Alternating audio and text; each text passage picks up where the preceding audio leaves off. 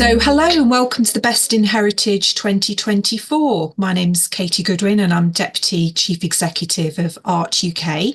And I'm delighted to be talking today with Stefan Krebs from the University of Luxembourg about the award-winning project Minette Stories, which won the Dibner Award in 2023. So hello, Stefan, and can you please introduce yourself and tell us briefly about this project?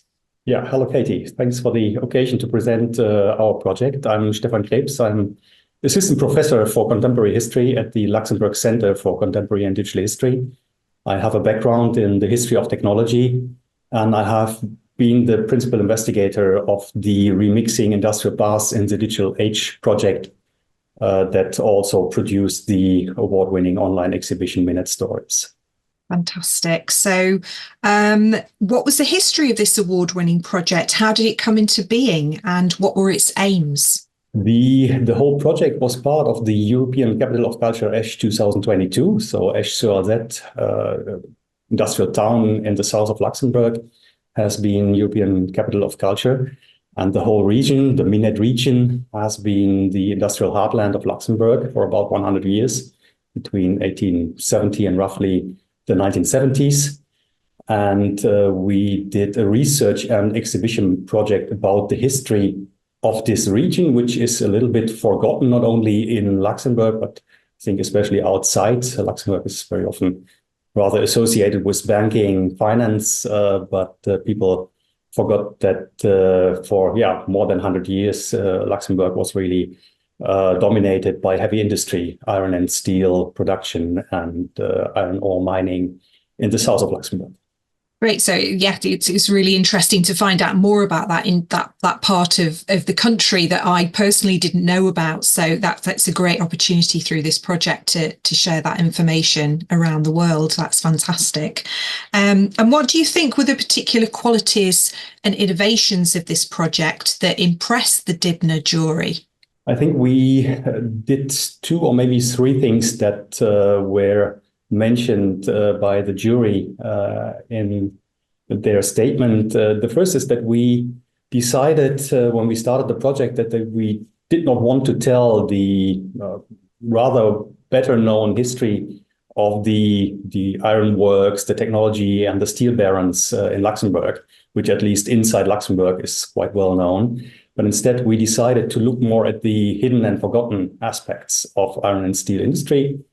So we looked at for example, working conditions of the working class in the industrial towns in the Minette. We looked at all the migrants from the region, but also from other parts of Europe that came to Luxembourg to work in the iron and steel industry. We looked, for example, at air pollution. We looked at the role of women in this industrial history. So many stories that in contemporary history are already very important, but for the general public are less known. So that was one of the starting points, that we combined industrial history with cultural and social history. So we digged into the identity and the changing identity of the region and its inhabitants. The second that was mentioned is the, let's say, digital quality of the online exhibition. So we produced an online exhibition that tells 21 micro stories about the history of the region. And one aspect is the interface. So it's a very kind of intuitive interface. And we knew from previous exhibitions, but also from the literature, from research, that people spend not much time usually on websites. So the industry standard is below 2 minutes that people engage with one single website. So we knew that we have to kind of come up with a way of storytelling that also kind of catches these people that spend little time on websites. So we decided to design an interface that presents kind of two layers of storytelling. The first is kind of for we call them surfers, so the people that tend to stay only for a couple of minutes. And we try to tell very short, concise stories that you can consume, read but also watch or listen to in a couple of minutes. And then you can click on learn more, and then you get a full-fledged essay that you will probably need 5, 10, 15 minutes to really kind of look into, or can even spend more time, because we also have a huge digital archive that is integrated into the storytelling. And the third aspect is what we call transmedia storytelling. So we decided that we did not want to present a kind of text-based exhibition, but that we wanted to present different multimedia stories. So we worked together with designers and artists to come up with a whole bunch of different media. So we integrated graphic novels, interactive videos, podcasts, radio plays, interactive maps, and other formats that are always combined with these kind of text essays. So the first layer is the multimedia layer that you can consume rather quickly. And then if you want to kind of learn more about the history, you can also then read the essay that does not only tell you the history, but also kind of the history of the exhibition and this particular chapter. So in a way, kind of we reveal a little bit how we produced the exhibition, also kind of the decisions that we made as historians to tell some of the stories. One problem is if you tell micro stories, is that very often you do not find all the information in the archives. So it's much easier to tell history from the top, because you have the documents from ministries, governments, etc. But if you want to zoom into everyday history of people living in an industrial region, it's very difficult to retrieve all this in the archives. And we decided, for example, for some stories to tell what we call semi-fictional stories. So we have snippets, sources from different people, for example, Italian miners working in the region. And we had to kind of take different documents from different people, and we kind of put them together to tell the story of one person, because we think that it's kind of much easier for visitors to follow kind of the life story of one person, even if it's in a way kind of made up of kind of different snippets of different persons of the time, than to confront the visitors with this kind of kaleidoscope of different snippets from different people. So that was, for example, one decision that we made for one of the graphic novels, to kind of tell the story of a communist Italian miner that has trouble with the Luxembourg police and is expelled from the country because of his political activism. And that was, for example, composed of different elements from different persons. So it's based on kind of real sources, real stories, but still it's kind of semi-fictional.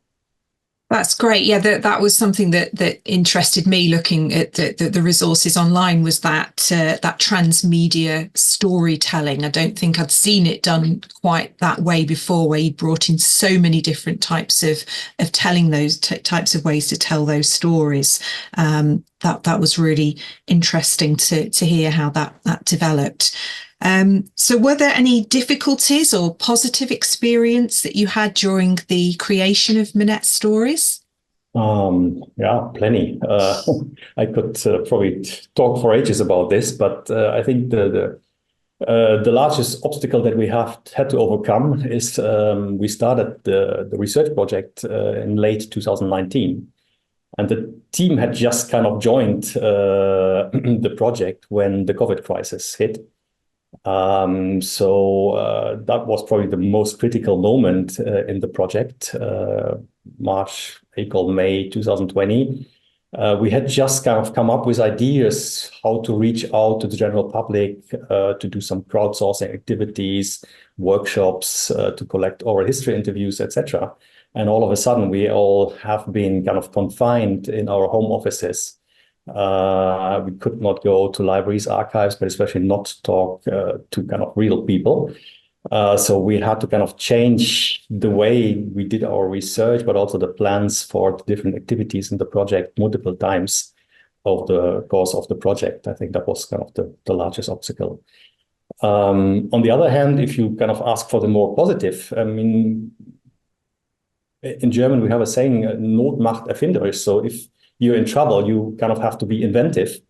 And I think we found some very smart solutions for still kind of communicating with the public. For example, we organized in late 2020 what we called a temporary history lab. So the original idea was that we wanted to invite people, even groups, to a pavilion in the city of Esch-sur-Alzette, in the city center, to have kind of little workshops to look for eyewitnesses, for oral history interviews, etc. And that was not possible.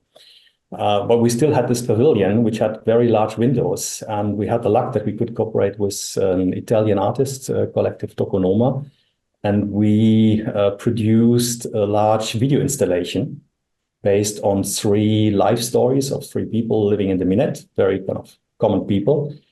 And people could watch this from outside, so they had not to come into the pavilion because only 2 or 3 people were allowed at a time, so they could stand outside in fresh air and still kind of watch these videos. And that was very well received. We even won another prize for this in 2021 from the Luxembourg National Research Foundation for promoting science to the public. And these were definitely kind of the positive aspects of that, things that stay in mind when looking back. Yeah, definitely. Yeah, it certainly sounds like you turned some negatives into positives there with some innovative thinking. That's fantastic. And how did you involve local people and communities in your project to help gather the stories about Minette? As I said, it was quite difficult. So the original ideas that we had were not possible. So, for example, we planned workshops with school classes to use kind of the pupils to reach out to their parents and grandparents, and that was not possible. Still, we organized this temporary history lab, and we were able to meet people, and we came up with kind of different activities to welcome only 2-3 people at a time. Did small exhibitions, little hands-on activities, and we indeed found some eyewitnesses that we could interview. We also asked them if they had private documents and photos, so we did some crowdsourcing. But we could not do this on the scale that we imagined in the beginning because of COVID. But what worked very well was the cooperation with local clubs and associations, especially the photo clubs in the region. There's a kind of very rich photographic culture in the Minette, dating back to the early 20th century. So we have many photo clubs. Almost every industrial town has its own photo club with many active members, and they were amazingly open to share kind of their wealth of photographic documents with us. So, for example, we have one story that is only based on the photos of 2 amateur photographers. So they gave us hundreds, thousands of photos, and we digitized a few hundred of them and presented them on the map. So they are geolocated, and you can kind of then browse the region and look into the Minette region in the 1980s. That's the time when the region where it was already kind of hit by the steel crisis of the 1970s. So you can see how the region transformed after the boom of the steel industry. Right. And I imagine that there was a wealth of information and stories about Minette which could have been used for the project. So how did you choose which stories to feature and how to highlight them in the project? Yeah, I think we could have told many more stories than we actually did. We had in the beginning, we were looking for, let's say, the blind spots in historiography. So we came up with 6 sub-projects looking into kind of different aspects of the history of the region. And they were also based on the expertise of other professors at our center that were also supervising some of the work packages in the project. But we also, again, because of COVID, had to kind of sometimes kind of reinvent ourselves, and some stories came up only by coincidence. For example, when we were not able to go to archives and libraries, we had to look into what is already available online. And for example, we have the luck that the Luxembourgish newspapers are digitized at least for the late 19th century up until 1950, some even up until 1980. So we worked a lot with press articles that we did not intend in the beginning, but something that we had to do because there were no alternatives. And then we discovered by chance some very interesting stories. For example, in the newspaper Luxemburger Wort, which is one of the two major newspapers in the country, we found a crowdsourcing activity from the late 50s, very unusual. So the newspaper made a call to its readers to submit photos again of the Minute region. And every second week, there was a full page featuring kind of different photos that showed different scenes of the time. And that was really kind of another kind of hidden story rediscovered by us by coincidence. And again, we kind of digitized all the images back then and then contextualized them and tried to explain what the people did photograph or did not photograph in the time, which is probably a little bit different from what people would do today. So we had a plan in the beginning, but we had to also kind of change plans because of the circumstances of the time. Great. And how has the resource been received locally? Have you had any feedback from people living in the region?